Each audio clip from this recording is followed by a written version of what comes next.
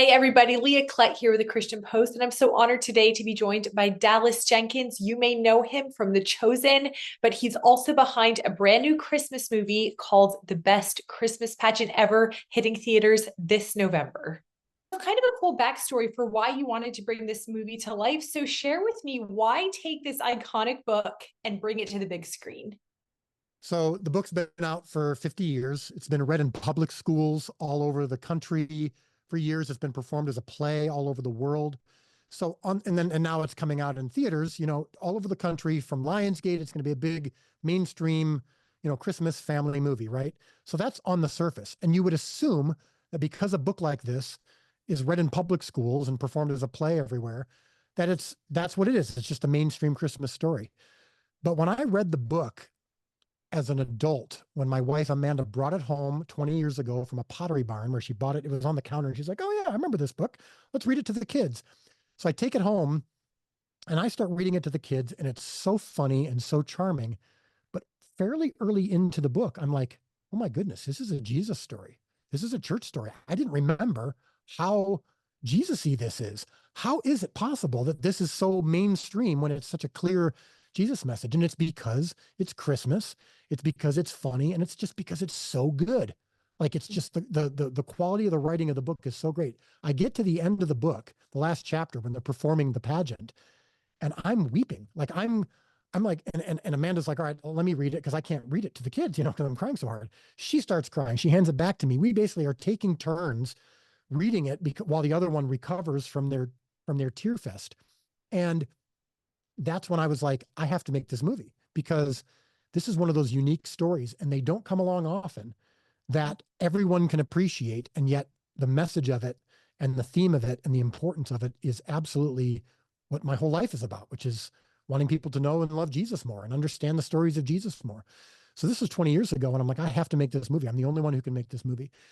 And for 20 years, I was checking in on the rights and kept getting told that the rights are with some other big studio and some other director. And then the rights would expire, and I'd be like, "Can I do it now?" And they'd be like, "No, we're going to do it with this other studio." And so finally, a couple of years ago, I checked in again, "Sorry to bug you, but, the movie still hasn't been made. I'm still telling you, I want to do this."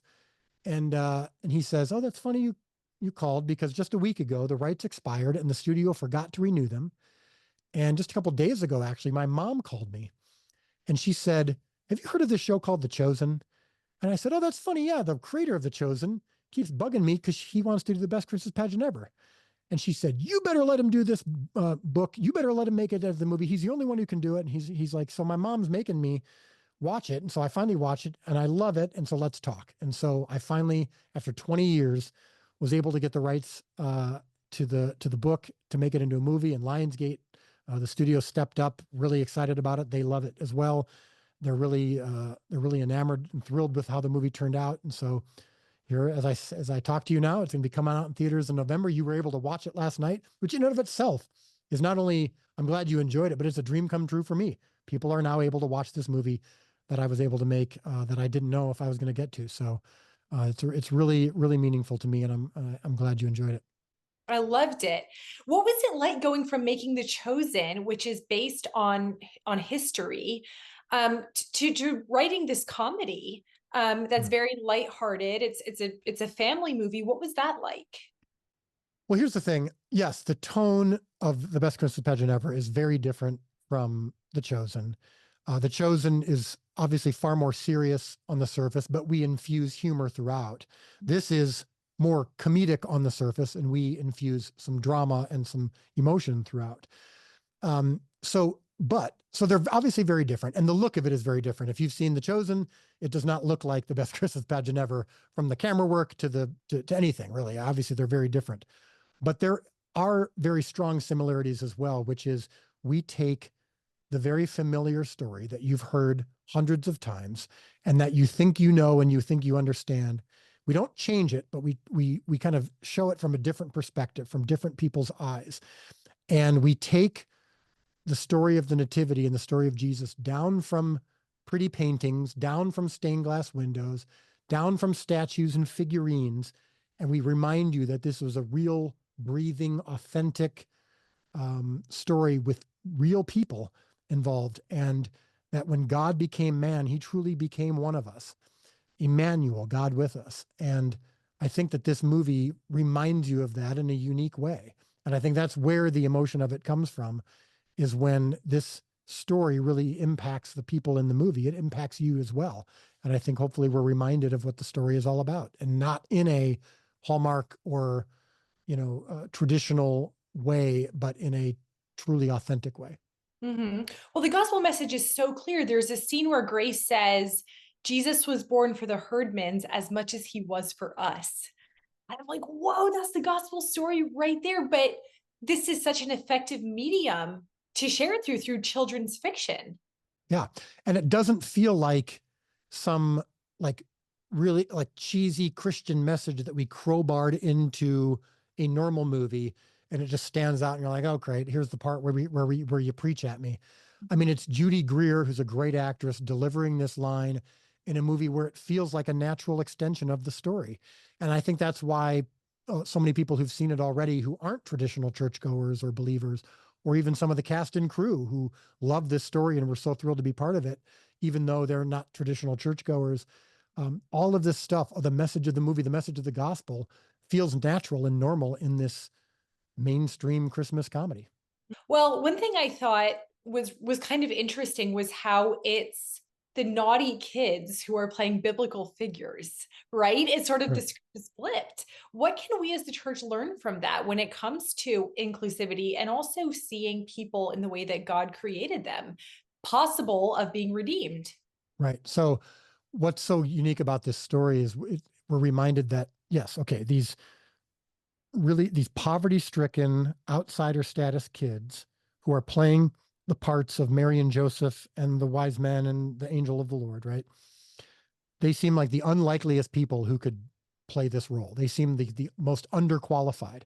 Well, you remember that throughout the Bible, the people who were chosen to do God's work were often also underqualified, often outsider status, the people you wouldn't expect.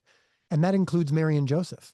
Now, Mary and Joseph weren't bullies and, naughty kids like the Herdmans are, but they were outsiders. They were in poverty, and they were unlikely choices for delivering the greatest story ever told, and the greatest delivery of ever given to the world. And so that's not only are the Herdmans the unlikely choice, but they're actually at the end of the story, I think, the obvious choice, the best choice. And they bring something to the story that we as Americans in our suburban environment might not always understand or might take for granted. And so that's what I think this movie does. And I hope you got this when you watched it is, yeah, maybe there's some parts of this story that sometimes I've heard, but maybe I take for granted. And it's a reminder that maybe we are to look beneath the surface of these kids or even adults that we sometimes judge, or we assume we understand, or we can reject because they're mean. Maybe we need to just look under the surface, understand the why of how they got here, and that they, yes, need Jesus as much as we do. And Mhm. that also we need to maybe we need the story of Jesus as much as they do as well, even though we've heard it. Well, Jesus throughout his ministry talks about the importance of having faith like a little child. And you are clearly a dad. I could tell you in this movie that he gets it. He's a dad, he understands. Yes. But how does the story demonstrate the importance of that? And what can we learn as adults from watching the faith of these little children and how much they just love Jesus very purely, very simply? Yeah. And that's something I really want to make clear is that, yes, this looks like a kid's movie, but it is a movie for adults as well. The movie, the writing of Barbara in the original book, very, very witty. The timelessness of the filming of it. I mean, when you watch it, I think you probably felt this. It doesn't feel like it's any one specific decade. And I'm sure there's stuff in it that as an adult, you're reminded of. So it's very nostalgic. And so this is a movie everyone can watch together.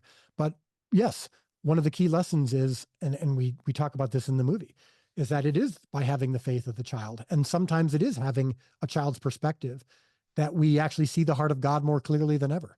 And that when we were kids, some of the things that we understood about the story of Jesus or we understood about Christmas, over time, maybe we've forgotten. Maybe we've started to take it for granted. So this definitely is a movie that if you take your kids to, you're going to want them to understand the point of it, but you might actually get something out of it as well.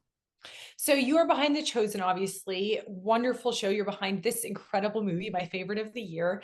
But you're immersing yourself in scripture. You're getting to know the Bible inside and out. How have you seen your own spiritual journey change or grow over the last couple of years? Because when I first interviewed you, it was for one of your early movies, which you've been very vocal about, did not do well, and it was a career failure. You are on the other side of that now. How have you changed or grown? Well, the failure of that movie, The Resurrection of Gavin Stone, um, really brought me to my knees, and I surrendered for probably the first time in my life, where I truly was willing to not ever make another movie. I was truly willing to give everything up. I just wanted to be in God's will. And so that's changed. I haven't changed since then, meaning I haven't lost that surrender of the multiplication of the loaves and fish is not up to me. I'm only responsible for the 5 loaves and 2 fish that I can provide. And so I really have lived that out, and I really have given up a desire to succeed, to have fame. And then what's funny is, since The Chosen has gotten me a lot of that, it's gotten me a lot of success and recognition. I still genuinely to this day just don't care about that. I just want to give God something that he accepts, and then what he does with it is up to him. But one thing I have learned about in my relationship with God over the last few years, in addition to that, is the intimacy of God.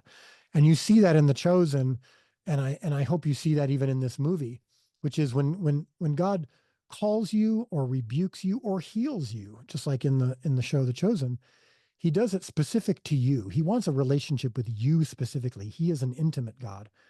And so I think you see that in The Chosen. I think you're going to see that in Best Christmas Pageant Ever, which is that he is the God of intimacy, and he knows the specific hearts of everyone that he is trying to reach. And that's true of the Herdmans. And so when Judy Greer as Grace says Jesus was born for the Herdmans as much as he was for us, that's because he has something specific for everyone, not just for a certain type. And so I've learned that over the last couple of years is that he's an intimate God, and wants an intimate relationship with each individual.